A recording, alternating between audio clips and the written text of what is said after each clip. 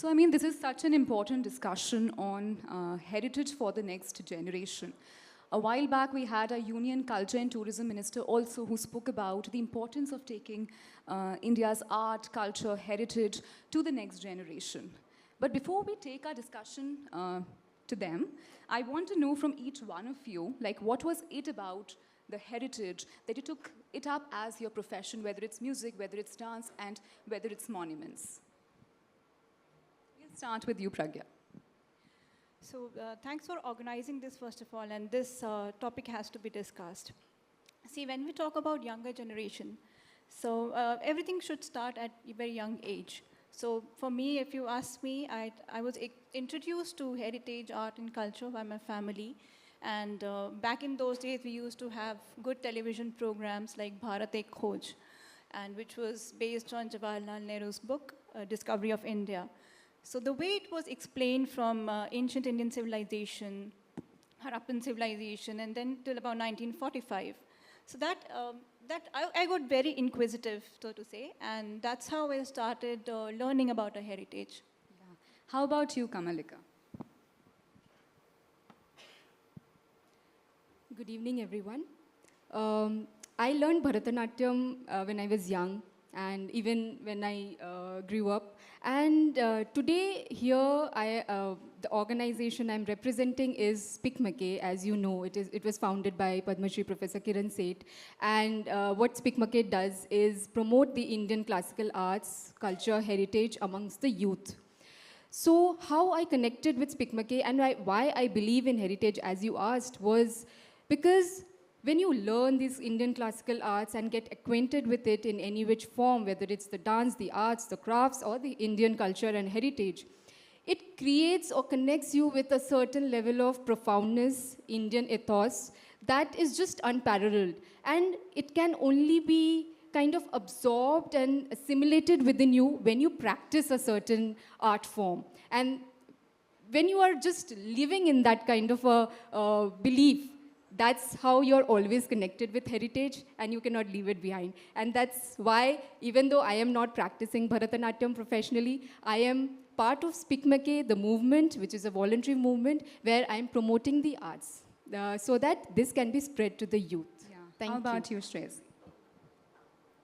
I think for me, when I started learning dance as a 7-year-old, it had to do with the costume and the jewelry and the makeup. It was purely visual. And I would go to see performances of senior gurus. And that's what children fall in love with. And that's what I fell in love with as well. But once I started dancing, I realized that it was something that gave me happiness. And that is what mattered. I think that is very, very important. In anything that is done, you have to be happy. And it should give you a certain amount of joy in doing it. How about you, Chandra? I am a Bengali, and in a Bengali family, culture, music, dance, it's there in our DNA. So I didn't have to make an effort. I have grown up seeing my mother performing Rabindra Sangeet. My father used to tune into the national program of classical music that was aired on the All India radio every single day. Then he used to also tune into the BBC. And my grandfather, he was a technocrat. He was working, he was a very senior technocrat with the Indian Railways. But he used to come back home and practice on flute. He was a disciple of Pandit Ratan Jankar at one time in Lucknow, Bhatkande Music College. So, you know, it was always there all around me. And I took up sarod because simply I attended a concert of my guru, and I was so enamored by the sound of the instrument that although there was no precedence of an instrumentalist in my family, sarod not at all, but it so happened that it completely, I was awestruck, I was just mesmerized. I was 13 years old at that time, and I decided to learn the instrument. And coming to your second question, that why I've taken it as a profession, it was not a conscious decision. It has happened. I have been learning I have been, I've done my master's in economics. I also worked as a program consultant with India Habitat Center for a long time. But, you know, music has always been there with me.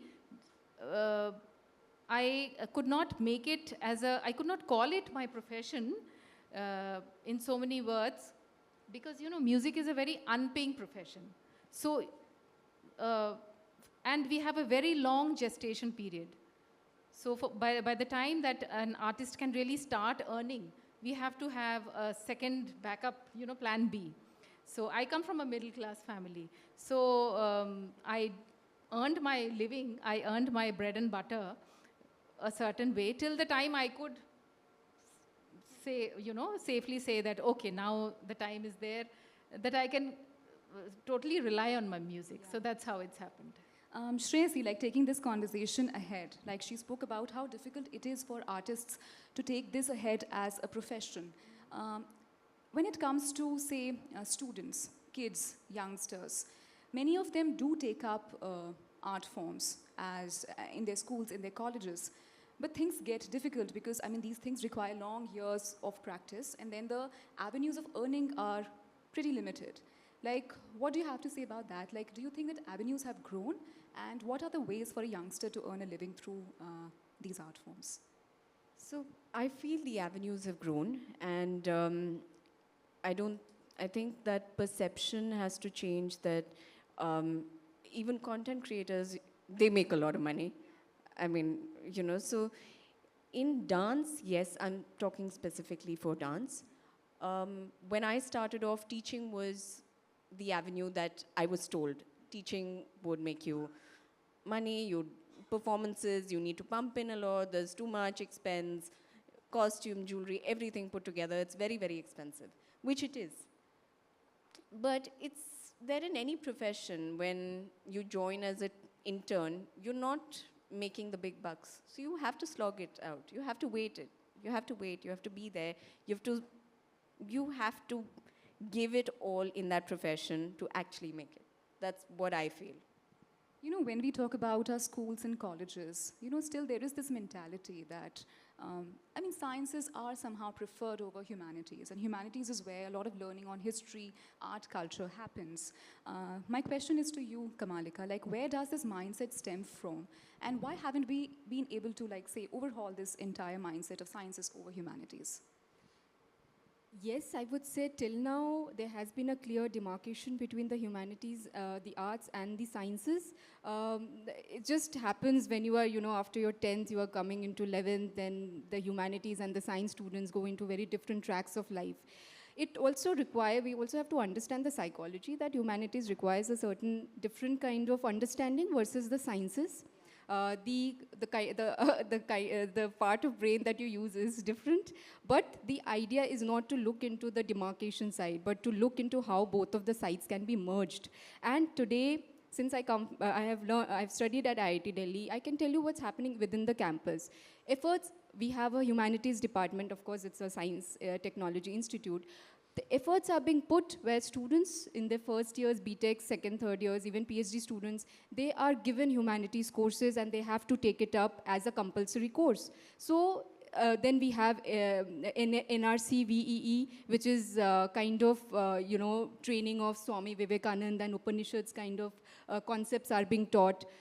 These things are being ingrained and talked about today, especially when we are talking about so many suicides happening, right? So we need to focus on improving the mental health of these students. And that is how Spic Macay also, as a movement which actually initiated from IIT Delhi campus, because Professor Kiran Seth was a professor of IIT Delhi mechanical engineering. He joined in 1977, and his story is very interesting, if you allow me to share maybe in the next question. So, so the point is, his initiative of Spic Macay was to ingrain the value, this profoundness of Indian classical arts through Spic Macay into the youth. This was one effort from his personal side as a movement, because it's a voluntary movement. But other than that, academically, initiatives are being taken by institutes, the top institutes where humanities courses are being brought in. even from the government side today, I'll tell you what kind of initiatives are happening where we are merging the sciences and the arts, and the humanities rather. For example, just recently, ANRF is one of the statutory bodies that was launched by the Prime Minister. So ANRF, Anusandhan National Research Foundation, which is granting money for different scientific kind of programs. So for that, they just recently came up with a convergence grant and fellowship where they are they asked for humanities scientists, humanities faculties to apply for grants in collaboration with science faculties. Now, and the deadline has just crossed, and we are still looking forward to what kind of programs and, you know, the ideas that scientists must have come up with to address maybe somewhere in the amalgamation of humanities and sciences, and that is something I am also looking forward to. So this is the kind of changes that's happening. I'll also talk about heritage. Since we're talking about heritage, it's very important to talk about manuscript conservation. TIFR NCBS, which is Tata Institute of Fundamental Research, National Center for Biological Sciences in Bangalore. It is funded by the Department of Atomic Energy. Now there they have a completely different, there's one setup, they have a very expensive setup that they have established just to conserve manuscripts. And it is a very scientific process, you know, because old manuscripts got insects and other kind of, molds, those things come up. So how do you scientifically clean that? Now that is happening at a scientific institute, but it's manuscript preservation, which is heritage. So that is how the amalgamation of things are happening. And today when we are, and also there are studies, if I quickly talk about, when we are talking about mental health and Indian classical arts and music, there are studies now being taken up by IIT Mandi, IIT Kanpur, where they have studied the effect of Indian ragas, like for example, in Rag Bhim Palasi and Rag Darbari, and their impact on the human brain and how it helps reduce the stress and helps create attention and focus among the youth. So this is the amalgamation of Indian, the arts, the humanities, and the science side. Yeah. I mean, it's very interesting to understand that, you know, science and humanities are not exclusive to one another, if you think about it. Pragya, my question to you is that, what can be done to make learning of history in specific and humanities in general more interesting and more engaging for the kids and for the youngsters at that? See, as you rightly said, what should be done should not happen at a university level, first of all. A brilliant thing which is happening. But why can't we do that at school level to start with? Let's say there's a geography teacher teaching the kids about the formation of rocks. So we have a perfect example here. A lot of monuments in Delhi, especially during the Delhi Sultanate era time, they were built using Delhi quartz, which is a kind of a metamorphic rock. So just to make it interesting, we need to develop some kind of experiential learning, which starts with, in terms of monuments you talk about, it starts with, first of all, identifying. Then after identifying, you see how can it be protected. Then how can it be conserved. And thirdly, how it could be promoted. So there's a constant interaction. The humanities stream is closely linked with science as far as the study of archaeology is concerned. Sure, sure. May I just add to what she said, that, there are so many children who are very brilliantly taking up music at the school level. But, and these children are usually multi-talented. So I know of a particular student who's learning sarod, he's brilliant, he's also qualified for an engineering college. Now his greatest fear, and his parents also fear, and so do his teachers in music, that once he goes to an engineering college, his musical career or say musical training comes to a standstill. Why? I believe in looking at solutions, so I'll give you my thought behind this, that why can't an IIT or an IIM campus have a permanent residential Sangeet guru? Or say, why can't we give these options to the students, even when they are going for higher studies in different streams?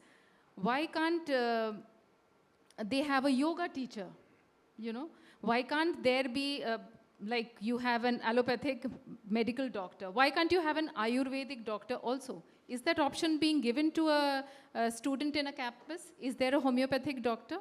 Why, is there a yogacharya there who can maybe cure his headache without a pill? So we have to give these options We have to keep these options open so that, you know, heritage becomes a living thing. It's not something like a relic of the past, you know. You make a very interesting point, and Shreyasi, coming to you, like what she said, I mean, performing arts in schools and colleges, they are rendered into the extracurricular section. We talk about living traditions, but there are no structured material available on them. Maybe on the mainstream art forms, but not on, you know, the not so mainstream art forms. Do you think there is a need for concerted efforts from the government also when it comes to not just telling that we need to embrace heritage, but also in making concerted efforts into that, both in education and heritage sectors? So I think the government is making an effort, not just in schools. We have to start at a root level, where Kamalika had said that it should start in schools, preschool. They need to know and be aware of dance. Now, how do you do that? You have to make it not just dance, any cultural form, story, mythology, anything about architecture. It has to be made interesting, and it has to be, in today's day, it has to be fun, and it has to be made cool. And that is where I think we need to, as say, for myself as a teacher, I need to learn how to be able to communicate and get that point across to a child or an adult. Students are not just children. I mean, you can learn at any age. So even for an adult, how do you make it interesting that they stick on and watch? How do you connect with them? That is a responsibility that artists and teachers have to make. And of course, yes, the government does do a lot, like the Directorate of Education, Goa, MP.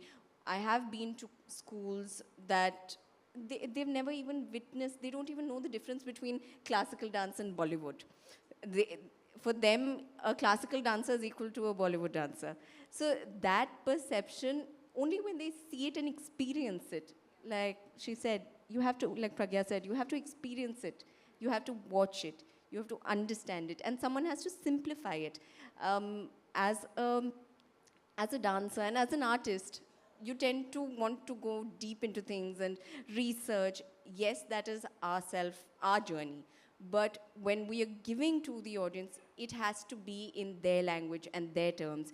And till the time we don't do that, I don't think we're reaching our potential. We won't be able to get, they'll say, okay, there is a performance that is happening. We have to sit through it. It's a welcome dance, okay. How do you know about it? The government does take initiative even abroad. So I was part of this initiative, which is through the MEA and ICCR, where I went as the cultural head to the Consulate General of India in France. And I was surprised to know the traditions and customs that I have not seen in Tamil Nadu, staying there for at least 6 years of my life. Like Teipusam, you see it only there. And people walk on the fire, they pierce themselves with silver around the time. And it's good to know that someone is interested and they're preserving it. But having said that, yes, of course, more can always be done. I mean, it doesn't have to always be the government, you know. Even we can take an initiative. This is an initiative in itself.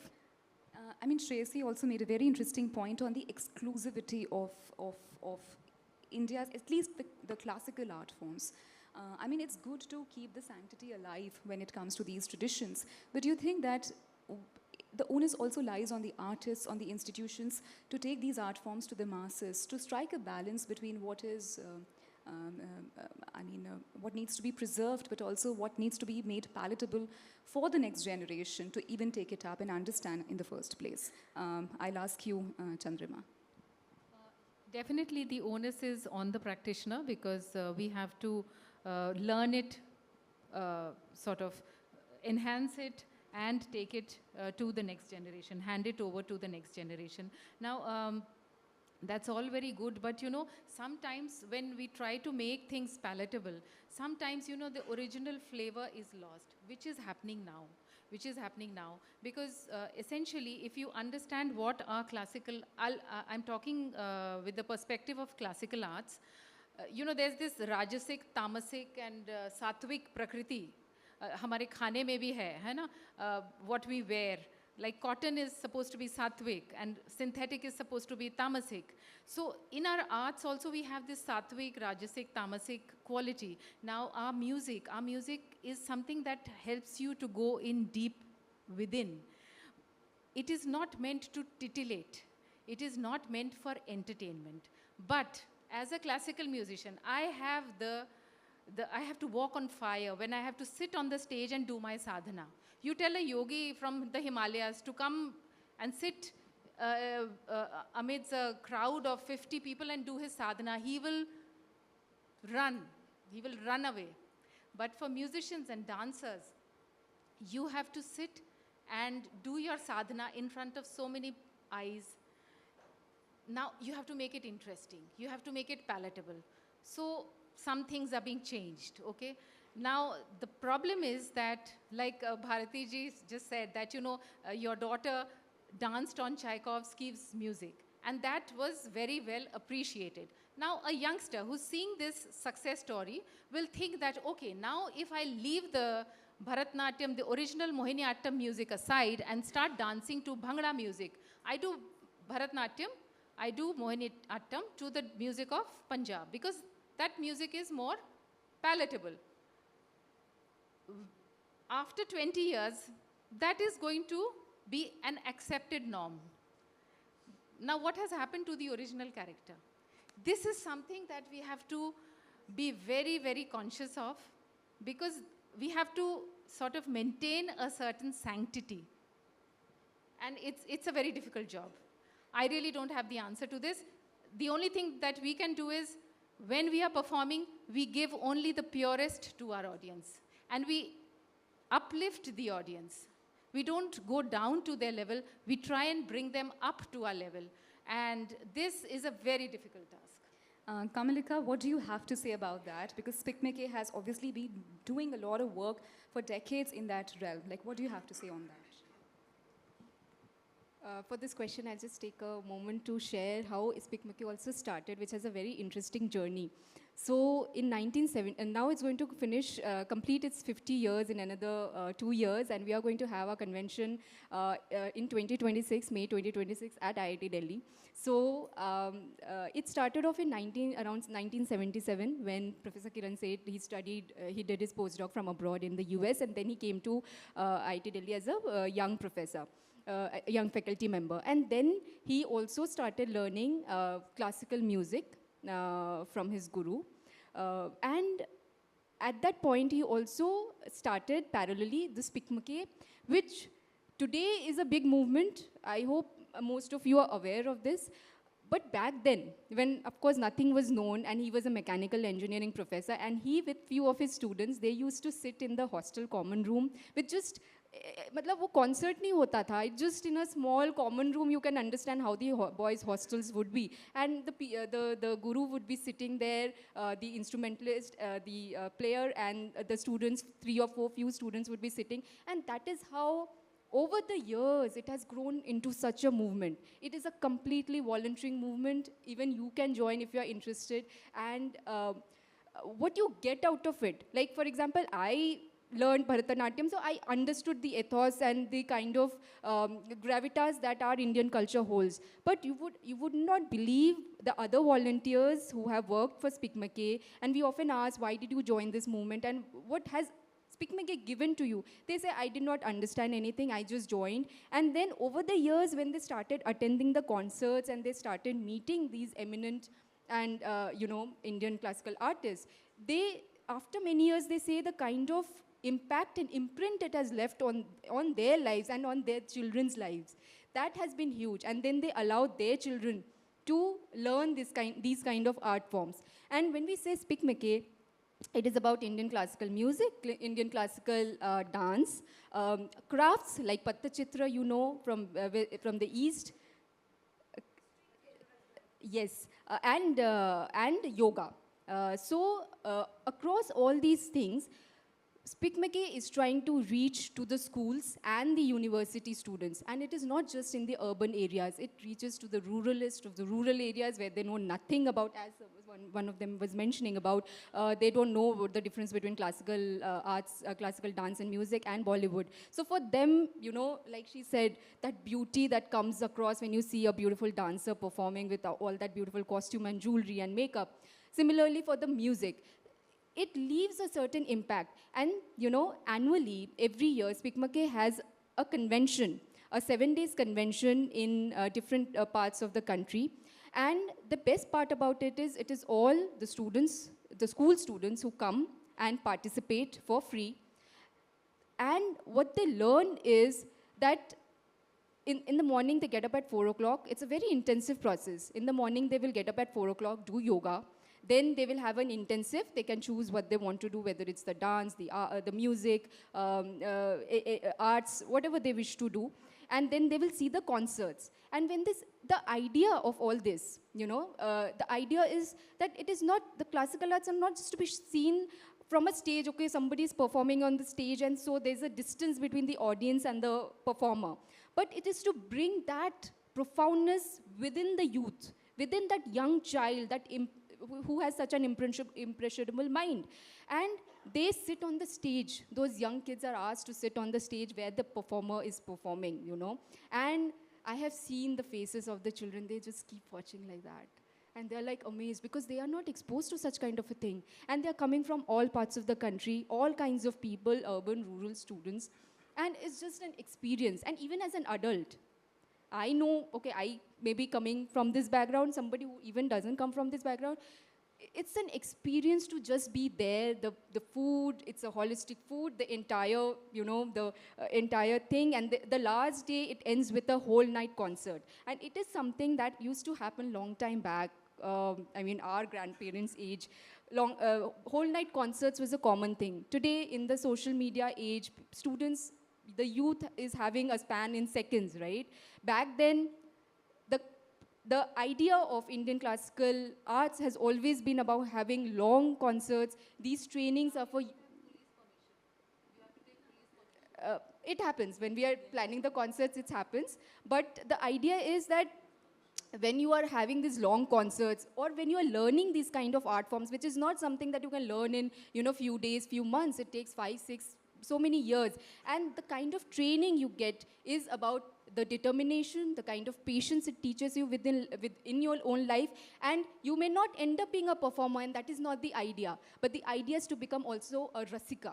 Like the performance that happened at the start of this event, it is about being a rasika who just enjoys the juice of that music, you know, and who may not become a performer. And also how we can reduce the mental health issues and reduce the stress that's, you know, getting percolated because of so much of fastness and immediate dopamine gratification that that students need. And that's why Spic Macay is playing a huge role in this. Yeah. And all thanks to Professor Kiran Seth and all the amazing volunteers who are part of this. And I ask all of you to be part of it, to join this movement. It's voluntary. And also one thing that I would like to add here is, this event that's happening today, I'm extremely thankful to the organizers, to the week, because it is just, hum bas ek kadi hai. I can play one role, you can play one role, you can play one role. But if we all come together, it is not just about government solving the solutions or me as an individual solving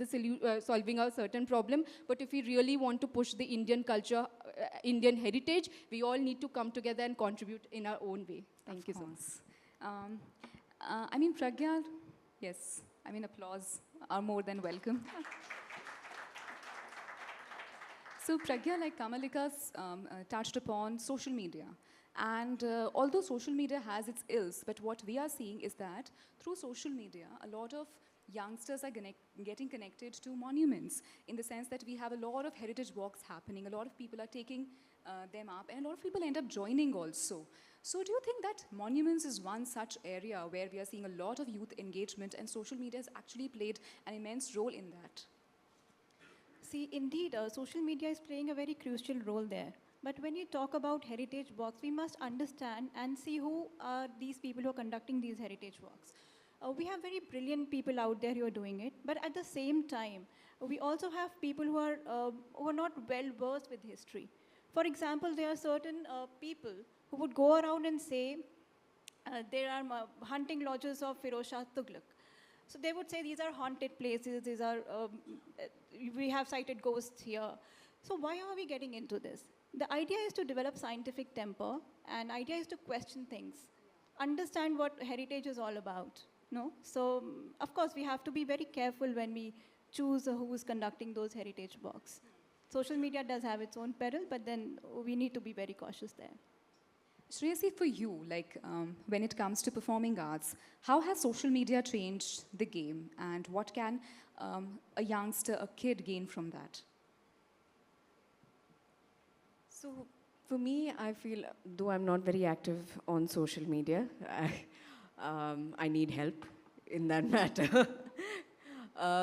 But in my opinion, social media is an avenue to reach the students, be it a child, be it an adult. It is a very, very, very crucial space where one can impart knowledge. You have someone like C.A. Sarthak who's imparting knowledge on different things. You learn a lot in a short span. You don't need to go deep into something. Then if you are interested, you can seek out a guru or a teacher or have your own ways of going about learning it. But I feel social media, in my opinion, is a boon in some ways, to be able to reach an audience and explain and get the point across of art, culture, heritage, and not hold back. I was listening to someone recently who's a storyteller who was talking about a story from the Ramayana in a minute and a half. And it was very interesting. And to be able to do that, that requires skill. And to be able to have that audience for that minute and a half without blinking and swiping up or right or left, you're watching, and children do that. That's how children are learning about Indian mythology today. I mean, we, of course, read the Amar Chitra Kathas and were told stories by our grandparents, and, you know, we watched it on television, the Mahabharata. But I don't think children today do that. For them, it is the phone or the tablet. And if that's how they gain knowledge about Indian art and culture, I think there's no wrong way of, you know, there's nothing wrong in it. Very interesting. And I mean, from social media, we'll switch our discussion to popular entertainment. Like, you know, when we had shows like Bharat Ek Khoj, as Pragya mentioned, you spoke about Ramayana and Mahabharata and Amar Chitra Katha. Kamalika, for you, like when it comes to popular infotainment, how do you look at the space and its role in connecting the next generation with India's heritage? Is enough being done in that space?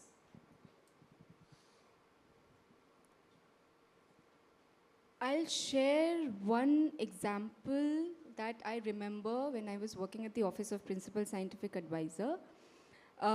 What they were doing was, it's a scientific body, right? It's the highest scientific body of the country. It was working and collaborating with Amazon Prime and Netflix and these kind of OTT platforms to create and spread science, research, and good work that was happening in the science space in the OTT platforms. Now that is where the place is, where we can utilize, like you were talking about Bharat Ek Khoj and many other things. We need more convergence of these platforms with media and other things which are so-called considered very boring, very technical. It's time that media needs to kind of cross barriers, and the science and other people, the heritage people also need to cross their, you know, join hands with the media and think of ways to communicate something which may be considered traditionally boring or a little whatever you think, to making it more interesting. There are people, very creative people who can contribute. There are just myriad of ways to think creatively. A lot of scope to do, and I think the week should initiate that. Of course. I'm willing to join hands. Thank you. I mean, Pragya, like when it comes to popular entertainment, movies, books, we have seen recently like a rise in number of like films that have stirred like certain kind of reaction, especially from youngsters, from youth. how do you look at, handling such subjects with a sense of sensitivity and rational thinking? Like, how do we approach such a situation? So yes, there are certain movies we have seen in the past and in the present. They are doing nothing but a narrative build-up. So again, it's the role of a family to make these kids understand, what are they consuming. We have to go back to our books. We have to refer to them to some research articles, paperwork. And anyway, we can't watch a movie, any movie, even if it is not a narrative build-up, any movie that we are watching. We just need to have a scientific temper in place. Just learn to question. Ask your children to ask questions, Don't shut them up. Just encourage that scientific temper in their heart and mind. I mean, coming to you, Chandrima, like, the kids and the youngsters right now are dealing with a lot of things. Like, we are seeing this climate change as we have never seen before. Divisions, polarization, economic instability. Where does heritage lie among all of this, and what role it can play? See, heritage is our identity. Once a child studies, goes abroad, starts working, after that he starts missing. There's something missing in his life. And what does he do? He goes and finds who are the Indians around him. Then he starts going for a festival. Maybe a Ganesh Chaturthi is being celebrated somewhere. He's missing that. Maybe when he was in India, he didn't go, he was not as particular about following his or her religion, but attending a concert. But once he leaves the soil and he goes outside, then he starts feeling that void. Then he starts looking for that comfort, that peace, that Indianness. And what gives him that Indianness? It is the food, it is the dress. He will go out and wear his dhoti kurta, which he may never have worn once he was in India. He will go out and watch a concert. Why? Because that is our identity. Whenever a foreign dignitary is visiting Rashtrapati Bhavan or anywhere, if he's coming and meeting the Prime Minister, the artists are called upon to showcase the Indianness, the Indian culture, to give the others a feel of what is India. So culture, heritage is this Indianness, is our identity. We cannot afford to lose it. And it is not something different. It is our way of life. It is the food we eat, the dress we wear, the music we listen to, the dance that we dance. It is there in all aspects of our life. You cannot separate it, right? Yes, obviously heritage is everywhere around us. But in my closing question, for each one of you, like if there was one practical step that the schools, colleges, families, organizations, media outlets can take in taking the heritage forward to the next generation, what would that be? We'll start with you. I always look for solutions. See, everything we can't leave on the government. Whatever the government is doing, it's enough. Of course, it can do more. But as Kamalika said, each one of us has to take up the cudgels. I will start with this very event here. You had a sitar recital over here. You could as well have had a DJ or something like that. So, supposing you're having a marriage ceremony at home, call a shehnai player instead of having a DJ. Okay? In schools, if you're having a morning assembly, why can't the children sing a bandish in Rag Bilawal? Rag Bilawal is sung in the morning, and a simple bandish which everybody, like in Bhopali, you have a dhrupa. Tu hi Surya, tu hi Chandra, tu hi Pavan, tu hi Agin, tu hi Aap, tu Akash, tu hi Dharani Yajaman. Excuse my singing, please. But supposing if the children were to hear this Dhrupad in Rag Bhopali every day, every morning, they will learn it. They will start singing it. So we have to live our culture. We have to have it every day. Each family has to do their bit. Each parent has to do their bit. The parents cannot be listening to Western music and pop and jazz and rock and expect their child to take up classical music, or even say Marathi folk music, you know. If you've heard your grandmother sing a folk music on the occasion of a wedding, or even when somebody passes away, there are songs. There are songs in our culture where when somebody passes away, we sing songs. When somebody is born, we sing songs. Sohar gaye jate hain. When somebody comes home, we sing welcome songs. Badhaiya, in UP, they sing badhaiya.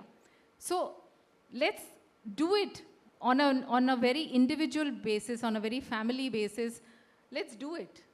That's the only way of preserving our culture. It should not be in the museums. It should not be in the archives. It should be in our homes. Very interesting. Just one more thing I'll add. Why we need to preserve this is because, you know, heritage, the culture that we have now is a very, very synthesized, very filtered system of knowledge that we have got. Like the food that we eat, कैसे उसको बनाना चाहिए कि उसका सात्विक भाव रहे. The kind of music that we listen to, it can anger us, it can, you know, soothe us. So this has been researched by our previous generations. So we have that knowledge. Let us conserve it. Let us not lose it.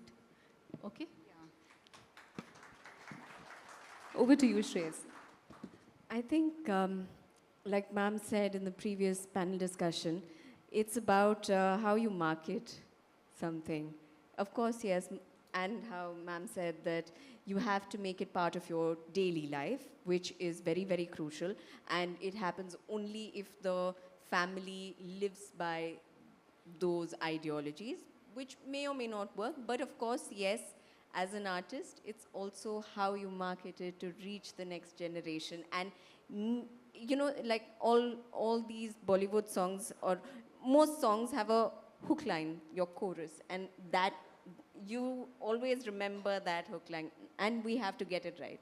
I think that's what it is. The initiative also, of course, like ma'am said, it's not just the government, it is us. And you know, you make a change. Spic Macay started off as a small organization, and that's how that intimate space of performance was how performances were done. But now it's changed. Now you have auditoriums that are 3,000 seaters. And how has that come about? That's come about only from that. It's a seed. You need to plant it, water it, nurture it, and then it grows. And of course, children, not just children, I mean, why am I saying children? It is about adults. If we don't learn as adults, how are we to tell the next generation? How are we to make sure that it could be the right path, could be not the right path, but how are they to choose? That's very important in my opinion. Very good point. How about you, Kamalika? I think it's time not to see anything in silos, not to see any sector in silos. We all have to come together, whatever field we come from. I come from a science background. I don't know how I'm part of heritage, but it's just, you know, it's just in my blood. And I see so many ways these things are converging. Coincidentally, this event is also happening alongside Gyan Bharatam mission, which is being released, right, by the government, and which is about preservation of manuscripts. Other initiatives that are being taken by the government. The Nalanda University has also been set up, which plans to work on Pan-Asian studies. So, as you can see, it's just everything is converging. Initiatives are being taken and kind of pushed by the government. Time for us as individuals, as citizens, also kind of converge, break our silos, break our independent you know, domains that we are in, and try to come together and build things. Few of the ideas that I feel, for example, we have the ODOP, right? One district, one product initiative. Why not also have a one district, many arts? Because one district does not have just one art. So one district, many arts, ODMA, can we start that? Can the week initiate that kind of a narrative? Because media is very important in these kind of things. Secondly, like you were asking in the previous question, I was just reading through one of those these research papers where they were saying that today the kind of, even the animation and the cartoons that are there, that are being shown to the kids for today's generation, they are designed in such a way that the frequency will make the child very hyper. and not allow them to sleep as comfortably. But when they tested it by showing them the 90s cartoons, which is like kind of our childhood, at least my childhood cartoons, they were a little more calmer, more peaceful, allowed the child, the young kid, to sleep better, to be a little more, you know, calm down, not being so hyper and always very agitated. And I think for that, animation, media, everybody needs to come together, because this is not an isolated process, and this is not something that only one person or one organization can do. People need to come together to create, to ideate, to come up with solutions, to create something just magical and out of the box. And nothing is happening. Government has already taken its initiative. It's now up to you and me to take the initiative and push this narrative forward. That's all I can say. Thank you. So you mentioned somewhere the role of media. So I would like to share one classic example here, and it's a very recent one. Malayalam Manorama, which is the largest read regional language newspaper, recently organized a read and win contest for school children. So they reached out to all the schools across Kerala, and winners were shortlisted. And the fully sponsored trip was given to them, which was a heritage tour to Delhi. So that trip was organized. Imagine person, and when so many children came over here, and that children coming from Kerala, experiencing a city like Delhi. And they were asking questions, and some beautiful questions were they had asked me. One I would like to share. Somebody asked me that why there is a street called why there is a street called Niti Marg in Delhi. You know, where does it come from? Why Chanakyapuri got its name? So I had to explain to them that it is named after Kautilya, who had written Arthashastra. And initially, Mr. Rasgotra was asked, he was a foreign service official in Nehru's cabinet. So he was asked to name those streets. So he said Kautilyapuri. So Kautilyapuri was not sounding very great. So then Chanakyapuri came. And subsequently, the streets around it, which is Niti Marg, Nyay Marg, Shanti Path. So these streets were named after the principles of Chanakya. So why can't we encourage our kids and students to ask this question? And why only students? Even elder people could also get into this. So with this, we'll close our discussion. And I hope this was an interesting one.